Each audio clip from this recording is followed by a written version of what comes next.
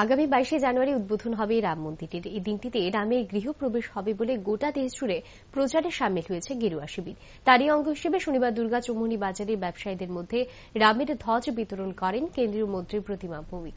রামচন্দ্রের প্রাণ প্রতিষ্ঠাকে কেন্দ্র করে 22শে জানুয়ারি সন্ধ্যায় প্রত্যেকের ঘরে ঘরে প্রদীপ প্রজ্বলন করে ভগবানকে আহ্বান করার আবেদন জানান তিনি। পাশাপাশি সবাইকে ধ্বজ লাগানোরও আবেদন জানান তিনি।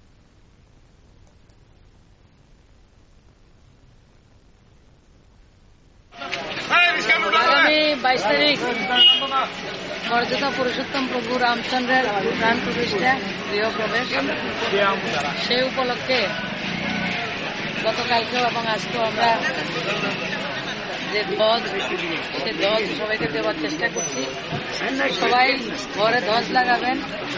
আর মাননীয় প্রধানমন্ত্রীর যে আহ্বান, আমরা 22 তারিখে সন্ধ্যেবেলা প্রত্যেকের বাড়িতে প্রদীপ প্রজ্বলন করে ভগবানকে আহ্বান করব এবং দীপাবলি উদযাপন করব। আমরা পরম ভাগ্যশালী যে আমাদের এই সময়ে ভগবানের প্রাণ প্রতিষ্ঠা এবং গৃহপ্রবেশ রামলালার হচ্ছে, সেটা আমাদের জন্য অত্যন্ত সৌভাগ্যের। কারণ অনেক বছর, গত 500 বছর ধরে অনেকে চেষ্টা করেছেন, তাদের পরিশ্রম, তাদের বলিদানের ফসল আজকে আমরা ভোগ করছি। আমরা একটা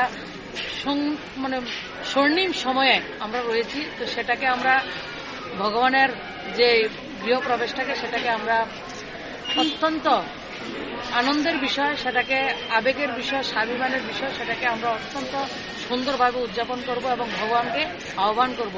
ভগবান সেদিন আমাদের প্রত্যেকের ঘরে আসবেন, সেটাই সবার কাছে প্রার্থনা।